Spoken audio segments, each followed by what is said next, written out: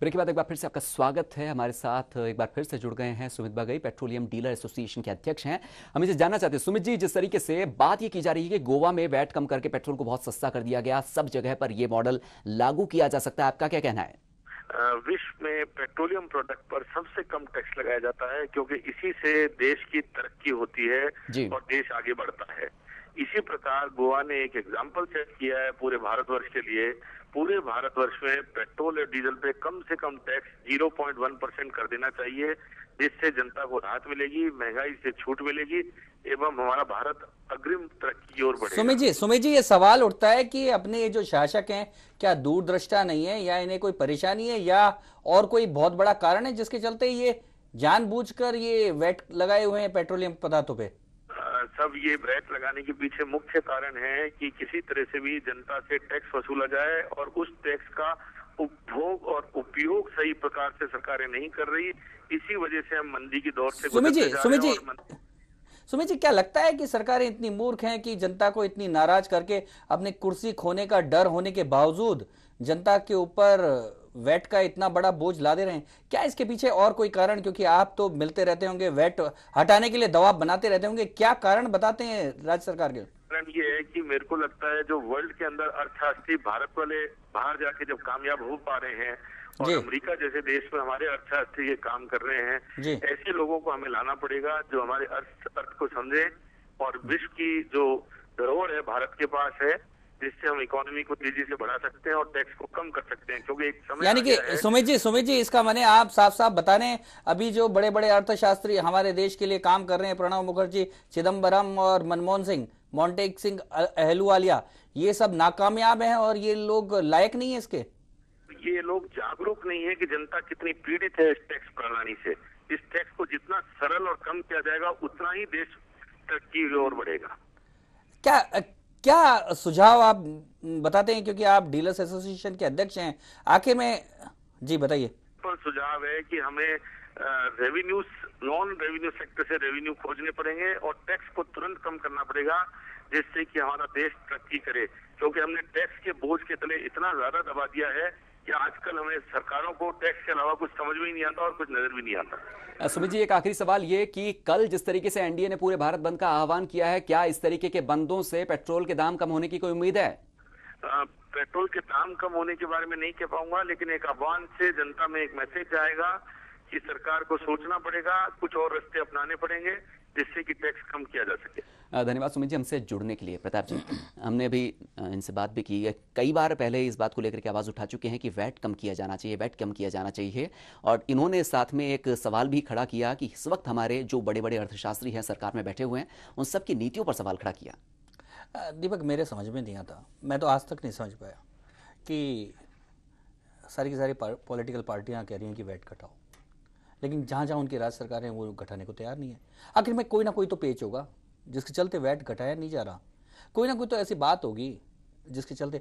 क्यों कोई शासक बुराई बोलना चाहेगा? क्यों कोई अपने वोटरों को नाराज करना चाहेगा? इसके पीछे कोई ना कोई तो कारण होगा। इसलिए इसका सॉल्यूशन दीपक वैट नहीं है। कुल मिलाकर हमारी ऐसी अर्थ नीति है जिसको निश्चित तौर पर सॉल्यूशन की ओर ले जाना होगा। कहीं ना कहीं हम ऐसी छोटी चीज़ों पर हमले कर रहे हैं और उनको खोज रहे हैं, जिसके चलते जो मूल समस्या है, जो असली बीमारी है, उसकी खोज नहीं कर पा रहे हैं। लेकिन सबसे बड़ी बात यह है, हम तो बात कर रहे हैं सियासत में पेट्रोल की। पेट्रोल बहुत अच्छा काम करता है सियासत में, उन लोगों के लिए जो लोग ठंडे पड़े हुए हैं, उनके लिए तो बड़े आग का काम करता है। आप देखें ना कि एनडीए जो, जिसका पिछले 2-3 साल से पता नहीं था कि एनडीए है भी कि नहीं, कई बार ये विश्वास ही नहीं होता था कि कोई एनडीए नाम की चीज़ भी है, सब अपनी डपली अपना राग अलाप रहे थे, और पेट्रोल ने क्या ऐसी आग लगाई कि उनको गर्मी इतनी आ गई कि पूरे देश में एनडीए बंद करने की जा रहा है। और यहाँ तक कि कम्युनिस्ट जो कि बीजेपी के साथ कभी आने को तैयार नहीं थे, कल वो भी शामिल हैं। मुलायम सिंह जो एक और सोनिया गांधी को सहयोग करने की बात कहते हैं, सोनिया गांधी के खिलाफ लेफ्ट के साथ खड़े हुए नजर आते हैं। कुल मिलाकर सियासत में उबाल पेट्रोल लाता है, तो फिर कोई भी सियासतदान मांग तो जरूर करेंगे कि पेट्रोल सस्ता हो, वैट घटे, लेकिन शायद हो सकता है क्योंकि पेट्रोल बड़ा काम करता है पॉलिटिक्स में, तो शायद चाहेंगे नहीं। जी, तो बंद की बात की जा रही है, लेकिन अगर बात करें इस पूरे मुद्दे की, कांग्रेस ने पेट्रोल के दाम जब बढ़ाए तो एक बार फिर से सारे के सारे विपक्षी दलों को उसने अपने ऊपर हावी होने का मौका दे दिया। महंगाई और पेट्रोल के मुद्दे को भुनाने के लिए सभी राजनीतिक दल कांग्रेस को घेरने के लिए तैयार हो गए और ये जनता से कांग्रेस से अब उखाड़ फेंकने की अपील कर रहे हैं। सरकार की ओर से महंगाई और पेट्रोल की कीमतों में की गई वृद्धि के खिलाफ एनडीए और वाम दलों ने किया है 31 मई को भारत बंद का आह्वान। बंद को लेकर भाजपा का कहना है कि पेट्रोल की कीमतों में वृद्धि देश की जनता के साथ धोखा है। पेट्रोल के दाम बढ़ने से आम आदमी का महंगाई से जीना मुश्किल हो गया है। वहीं वाम दलों का कहना है कि कांग्रेस के नेतृत्व वाली यूपीए सरकार ने पेट्रोलियम कंपनियों के मुनाफे बढ़ाने के लिए दामों में वृद्धि की है। पेट्रोल में बढ़े दामों से लगी आग के विरोध में सभी राजनीतिक दल भाग ले रहे हैं और सभी राज्यों में विरोध प्रदर्शन का दौर जारी है। उत्तर प्रदेश में जहां समाजवादी पार्टी और ओडिशा में बीजू जनता दल ने भी समर्थन देने की घोषणा की है, वहीं भारत बंद के समर्थन का ऐलान जनता दल ने भी किया है। साथ ही जनता से आह्वान किया है कि जैसे भी हो यूपीए सरकार को सत्ता से बेदखल करने के लिए अभियान चलाएं। इतनी महंगाई है कि रोजमर्रा की चीजों के लिए भी आम जनता को तरसना पड़ रहा है।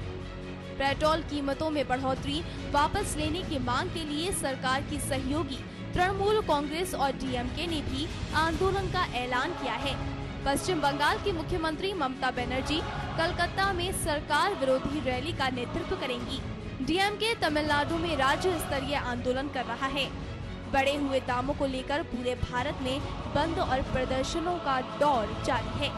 सरकार से मांग है कि इन टैक्सों को वापस लिया जाए, लेकिन सरकार डीजल और रसोई गैस के दामों में वृद्धि करने की बात कह रही है। पेट्रोलियम मंत्री रेड्डी ने कहा कि पेट्रोल की कीमतें बढ़ाने का फैसला तेल कंपनियों का है, लेकिन सरकार उपभोक्ताओं का दर्द समझती है। मैंने वित्त मंत्री से बात की है। केंद्र और राज्य सरकारें टैक्स कम कर लोगों को राहत दे सकती हैं। हम इस संबंध में राज्यों से बात करेंगे। कुछ दिन हालात पर नजर रखने के बाद ही रोल बैक पर फैसला लिया जाएगा। Bureau report, HPC news.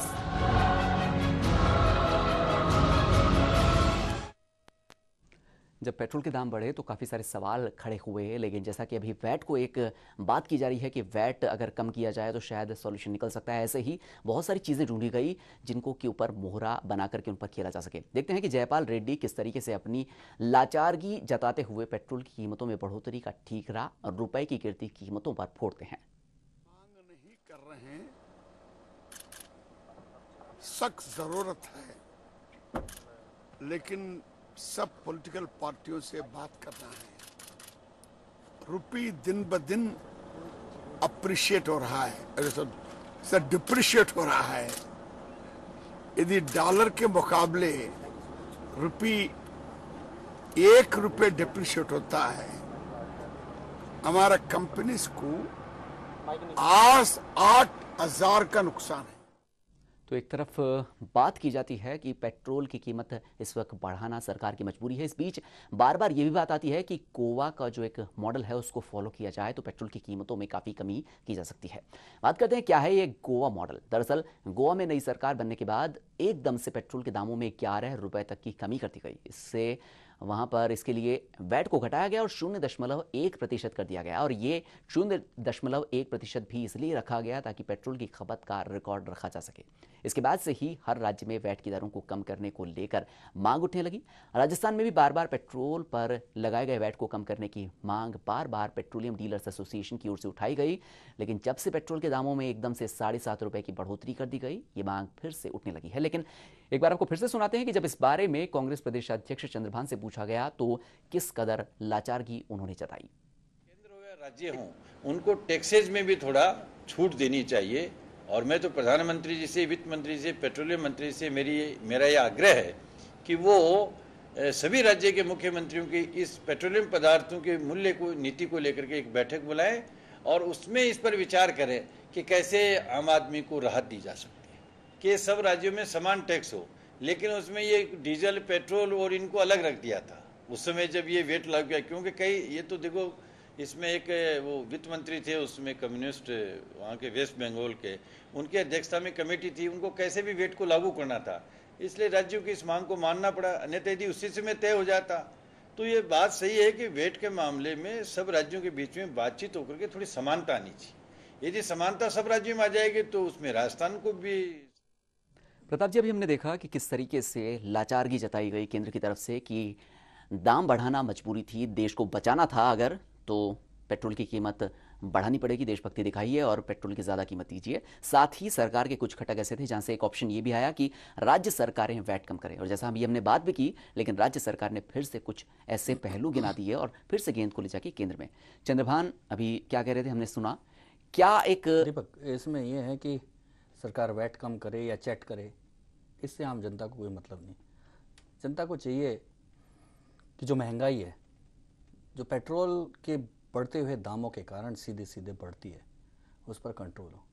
मुझे एक घटना याद आ रही है दीपक, मेरे एक मित्र थे डॉक्टर, बहुत ही सहनशील, उनको कोई भी कुछ कहता बड़े मुस्करा कर, बिल्कुल हमारे भारत की जनता की तरह जी बिल्कुल सहनशील प्रवृत्ति के थे, काफ़ी हष्ट पुष्ट और स्वस्थ थे। एक दिन पता चला कि उनको कैंसर हो गया। तमाम डॉक्टरों को दिखाया, तमाम चिकित्सालयों में किया, तमाम दावे किए डॉक्टरों ने कि हो जाएगा सही, लेकिन एक दिन डॉक्टरों ने हाथ खड़े कर दिए और कहा कि अब यह हमारी पकड़ से बाहर है। और वो डॉक्टर एक एक दिन मौत को निकट आते देखते रहे, लाचार दिखते रहे। कुल मिलाकर हमारे देश की जनता की हालत इसी लाचारी की हो गई है। तमाम डॉक्टर आए, डॉक्टर मनमोहन सिंह आए, डॉक्टर प्रणब मुखर्जी आए, डॉक्टर चिदम्बरम, डॉक्टर मोंटेक सिंह अहलूवालिया, तमाम डॉक्टर हमारे देश की अर्थव्यवस्था को मजबूत करके और महंगाई कम करने की बात करते रहे। 2008 से तो हम सुन ही रहे हैं कि अगले साल जनवरी में कम हो जाएगी, मार्च में कम हो जाएगी, मार्च सितंबर ऐसा चलता रहा। लेकिन आज जब हाथ खड़े कर दिए, जयपाल रेड्डी कह रहे थे कि डॉलर महंगा होता जा रहा है, इसलिए हम क्या कर सकते हैं, ये लाचारी दिखा रही हैं, बिल्कुल उसी तरह से जिस तरह से डॉक्टरों ने उस मित्र के लिए कह दिया था। आज हमारे लिए महंगाई कैंसर बन चुकी है। हमारी जनता लाचारी से देख रही है, हमारी जनता उस महंगाई के कारण उस मौत की ओर जा रही है। लगातार हम देख रहे हैं कि किसान ही केवल आत्महत्या नहीं कर रहे हैं, मध्यम वर्गीय भी आत्महत्या करने की उनकी भी प्रवृत्ति बढ़ती जा रही है। आखिर में सरकार कब चेतेगी? सवाल इस बात का नहीं है कि वैट कम किया जाए या सरकार और कुछ करे, पेट्रोल के दाम कम करे या पेट्रोल के दाम बढ़ाए। जरूरत इस बात की है कि महंगाई को कैसे कंट्रोल किया जाए, क्योंकि ऐसा माना जाता है कि ईंधन महंगा होते ही सभी वस्तुओं के दाम बढ़ जाते हैं और निश्चित तौर पे इसका असर दिखने में आता है। आखिर में महंगाई कम करने के दावे करते करते सरकार जब हाथ खड़े कर देती है तो जनता के सामने बंद आंदोलन, इसके सिवा बचता भी क्या है दीपक? जी, और अभी हमारे साथ जिस तरीके से हमने बात की कि पेट्रोल के दाम लगातार बढ़ रहे थे, पेट्रोल के दामों को लेकर के अब हम बात करते हैं कि भारतीय जनता पार्टी और एनडीए के घटक दल जितने भी हैं वो सब कल उन्होंने भारत बंद का आह्वान किया। अभी हमारे साथ दिगंबर सिंह जुड़ गए हैं, भारतीय जनता पार्टी के एक बड़े नेता हैं। दिगंबर सिंह जी, कल एनडीए की तरफ से पूरे भारत में बंद का आह्वान किया गया है, क्या इसकी तैयारियां कर ली गई है? जी देखिए, पूरे राजस्थान में बहुत जोरदार भारत बंद को लेकर तैयारियां हैं जी। जयपुर से लेकर हर जिले में भारतीय जनता पार्टी कार्यकर्ताओं ने बैठक करके सब तय किया है जी। अलग टोलियां गठित की हैं सब जगह जी। डॉक्टर भरतपुर जिले में भी पूरी तरह से बंद सफल रहेगा। डॉक्टर साहब ये बंद क्यों किया गया है? क्या इससे पेट्रोल के दाम घट जाएंगे? देखिए, जनता के पास इस सरकार को आईना दिखाने का कोई रास्ता तो होना चाहिए ना जी। जिस तरह से ये यूपी सरकार ने बेलगाम होके काम करना शुरू किया है जी, एक साथ इतना पेट्रोल का दाम बढ़ाना जी। जनता के ऊपर कितना बड़ा बोझ इन्होंने थोपा है, मिडिल क्लास के ऊपर कितना बड़ा जो बोझ थोपा है, तो जनता के पास एजिटेशन करने के अलावा कौन सा तरीका बचता है?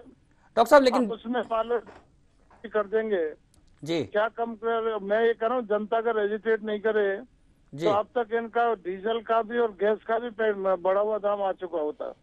डॉक्टर साहब कर रही है डॉक्टर साहब जनता तो निश्चित तौर पे आंदोलन कर रही है, जनता निश्चित तौर पे परेशान है, इसलिए सड़कों पे भी उतरेगी, दुकानें भी बंद करेगी। लेकिन सबसे बड़ा सवाल है कि भारतीय जनता पार्टी एनडीए